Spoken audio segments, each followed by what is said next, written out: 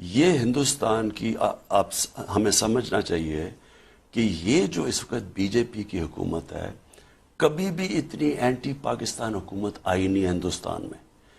हिंदुस्तान के think tanks बाकायदा कहते हैं कि पाकिस्तान को तोड़ना है। इस मुल्क के, मैं आज आपको राइटिंग में देना 3 टुकड़े हो जाएंगे। बांग्लादेश के वक्त उन्होंने कहा अगर मुझे हुकूमत नहीं मिलती है भाड़ में जाए, मुल्क आधा हो जाए। यही एक इन लोगों में दिमाग में है। अगर मैं if I can't rule to hell with the country. जितना इमरान खान ने फौज के खिलाफ कहा है, मुजीबर रहमान तो उसके सामने बच्चा है। पाकिस्तान में मालिक इलेक्शन रिग नहीं होते, मैनेज्ड होते हैं।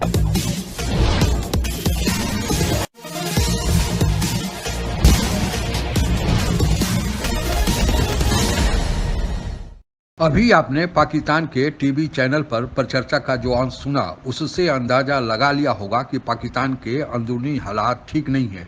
पहले भी राजनीतिक पार्टियों में आपस में मतभेद होता था, आपसी राजनीतिक टकराव भी होता था, पर वहां की फौज इन सब मामलों से दूर रहती थी। वह इन पार्टियों को आपस में बैठाकर सुलह कराती थी। लेकिन अब की बार वहां की सेना वर्तमान प्रधानमंत्री इमरान खान नियाजी का पक्ष लेना शुरू कर दिया है। इसी कारण अब विरोधी दलों के निशाने पर सेना भी है। ऐसा पहली बार हुआ है जिससे सेना भी डरी हुई है। अब सेना ने इसे भारत का किया कराया, या दूसरे शब्दों में प्रधानमंत्री नरेंद्र मोदी, अजीत डोभाल की रणनीति भी कह रही है कि यह मुल्क को या पाकिस्तान को बांटने की साजिश हो रही है ताकि वहां की जनता को शांत कराया जा सके। आइए सुनते हैं आगे। हम बात कर रहे हैं प्राइम मिनिस्टर इमरान के इंटरव्यू की, जिसपे उन्होंने नवाज शरीफ साहब के हवाले से ये बातचीत की है कि वो इस वक्त जो दुश्मन मुल्क का एजेंडा है उस पर काम कर रहे हैं और भारत की बाकायदा उन्हें मदद हासिल है। बांग्लादेश के वक्त उन्होंने कहा अगर मुझे हुकूमत नहीं मिलती है भाड़ में जाए, मुल्क आधा हो जाए। यही एक इन लोगों में दिमाग में है। अगर मैं if I can't rule to hell with the country. क्या आपके ख्याल में कोई ऐसा वक्त है जो इससे ज्यादा डेंजरस हो सकता है? क्या आप समझते हैं कि जंग पाकिस्तान और इंडिया का साथ इजंट इट लाइकली? क्या आप नहीं समझते ये होने वाला है? बहुत लोग कह रहे हैं, न्यूट्रल लोग कह रहे हैं कि किसी वक्त छिड़ सकता है और कहते हैं होगा, और मैं भी समझता हूं जंग होगा और मैं हर वक्त ये कहता रहा हूं। क्या आप समझते हैं कि नवाज शरीफ के जो हरकतें हैं वो ऐसे हैं कि उस पर कोई सस्पिशन नहीं आता, शक नहीं पड़ता कि इन्होंने कुछ किया? बिल्कुल मैं मानता हूं, और एविडेंस, वेटी एविडेंस होना चाहिए। हिंदुस्तान का वर्बल सपोर्ट काफी नहीं है, मटेरियल सपोर्ट होना चाहिए। हिंदुस्तान को अगर ये एक साजिश है तो कंस्पिरेसी का भी कोई मटेरियल सपोर्ट होना चाहिए। ये नहीं जैसे नवाज शरीफ कहता था बेनजीर के बारे में कि ये एक सिक्योरिटी रिस्क है विदाउट एनी एविडेंस। हम वो सब नहीं करना चाहते, मगर ये हम जरूर कह सकते हैं और कहना चाहिए कि ये आदमी इस वक्त ऐसे हरकतें करना लगता ऐसा है कि सिर्फ और सिर्फ दुश्मन का फायदा हो रहा है। मुझे ये समझ नहीं आती इस मुल्क की कि एक शहजादा बैठा हुआ है जिसने पाकिस्तान की तारीख में फौज के खिलाफ, मुजीबर रहमान तो उसके सामने बच्चा है। जितना इमरान खान ने फौज के खिलाफ कहा है, पाकिस्तानी फौज की तज़हीक की है, और सिर्फ पाकिस्तान में बैठ के नहीं, इंडिया जैसे मुल्क में बैठ के ISI के बारे में, और बरतानिया में बैठ के, अमेरिका में बैठ के, from labelling them as genocide जिन्होंने किया, बमबारी की अपने अवाम पर।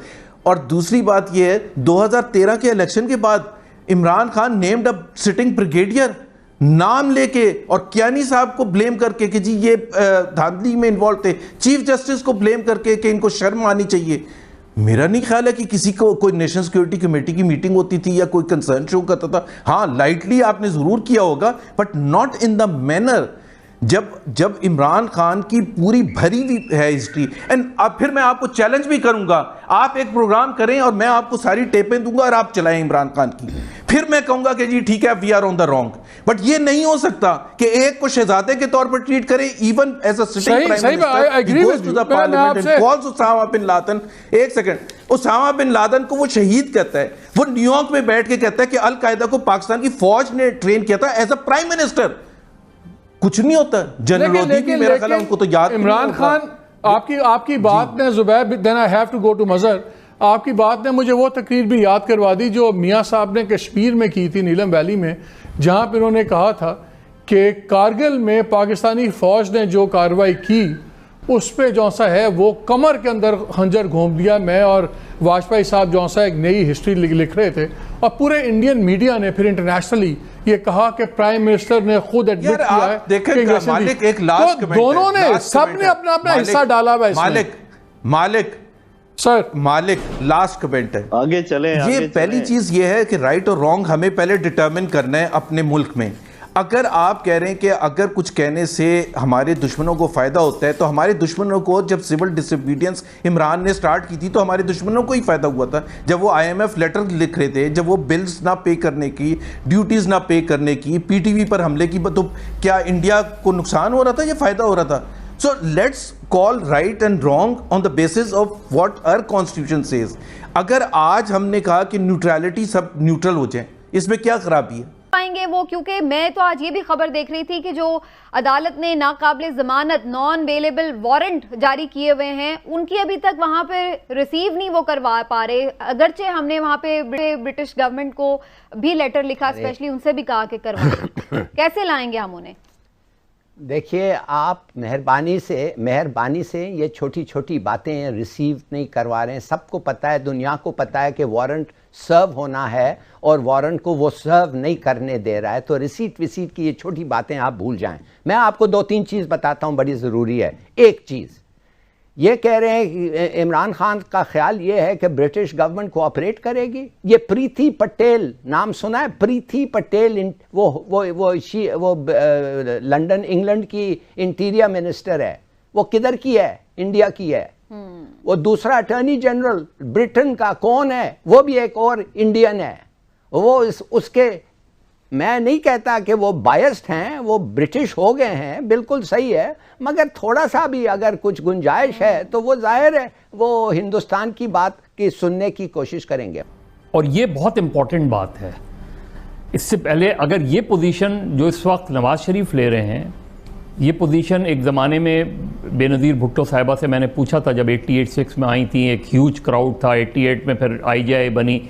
मैंने पूछा आपने कॉम्प्रोमाइज़ क्यों किया जब गवर्नमेंट आपकी मेजॉरिटी आ गई थी, लेकिन आपको कंडीशंस माननी पड़ी?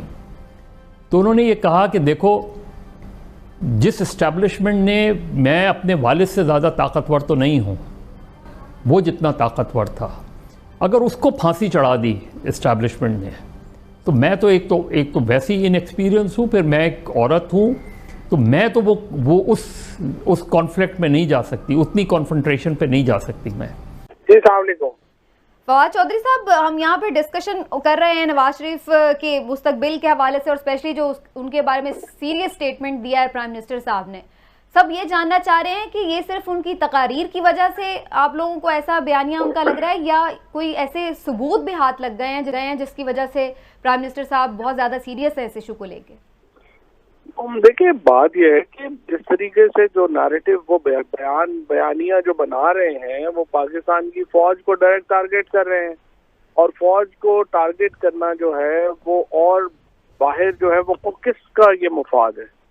तो ये मुफाद सिवाय हिंदुस्तान के और तो किसी का मुफाद नहीं है। तो जाहिर है कि जब उनका बयानिया उससे मिलता है, और फिर आप देखिए कि जो हिंदुस्तान का जो सोशल मीडिया है, वहाँ का जो फॉर्मल मीडिया है, वो किस तरह से सपोर्ट दे रहा है मरियम नवाज और नवाज शरीफ के इस बयानिए को।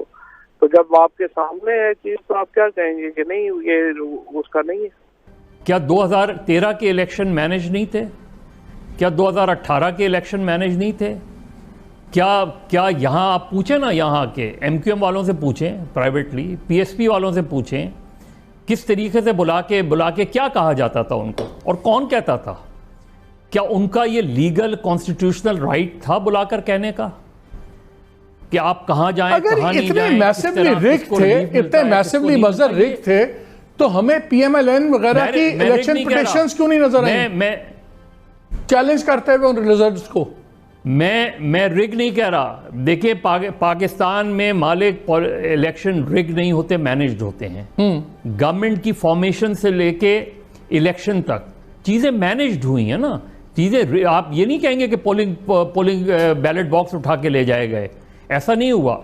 आप इलेक्शन से पहले की एक्टिविटीज देख लें, आप इलेक्शन के बाद की एक्टिविटीज़ देख लें। पाकिस्तान का जन्म ही दो कौमी नजरिया पर हुआ था। तात्पर्य हिंदू और मुसलमान दो कौमें हैं जो कभी एक साथ नहीं रह सकते। इसके बाद जब से पाकिस्तान अलग देश बना तब से वहाँ यह पढ़ाया जाता है कि भारत दुश्मन नंबर 1 है। जब 1971 में बांग्लादेश पाकिस्तान से अलग होकर बना तब भी पाकिस्तान को समझ में नहीं आया कि अगर दो कौमी नज़रिया सही था तो फिर बांग्लादेश क्यों बना, क्योंकि पाकिस्तान और बांग्लादेश में तो एक ही कौमें रहती हैं। जब भी पाकिस्तान में लोग भूख, बेरोजगारी, शिक्षा, महंगाई आदि के बारे में आवाज़ उठाना शुरू कर देते हैं, सड़कों पर आना शुरू कर देते हैं, तो उन्हें भारत का डर वहाँ की सेना और राजनेता दिखाकर चुप करा देते हैं कि भारत हमला कर देगा, इसलिए एकजुटता बनाए रखना जरूरी है। अगर इससे भी बात नहीं बनी तो उस आंदोलन में शामिल नेताओं को चुन चुन कर उठा लिया जाता है या देश का गद्दार घोषित कर दिया जाता है। पाकिस्तान की हालत ऐसी है कि किसी मोदी या डोभाल की जरूरत नहीं है कि उसे विखंडित करा जाए। पाकिस्तान खुद अपने अंतर्द्वंद से विभाजित होकर ही रहेगा। लेकिन अब इसमें किया ही क्या जा सकता है। आप अगर हमसे जुड़ा रहना चाहते हैं तो कृपया मेरे चैनल को सब्सक्राइब करें तथा बेल आइकन भी दबा दें ताकि नई वीडियो की जानकारी तुरंत आप तक पहुंच जाए। धन्यवाद। जय हिंद।